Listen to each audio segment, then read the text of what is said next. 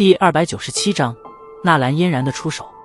大厅之中，众人满脸惊讶地望着萧炎，他们可没想到，这位看上去应该是擅长炼药的青年，竟然在战斗方面丝毫不比木战逊色多少。先前的那轮闪电交锋，时间虽短，可明眼人都知道其中的凶险。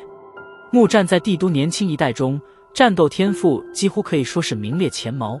而加玛圣城中也少有同龄人能够和他战得不分上下。特别是经过这2年军营历练，现在的木战无疑是比以前更加强横与凶悍。然而在先前的那番交战中，他却似乎并未占多少上风。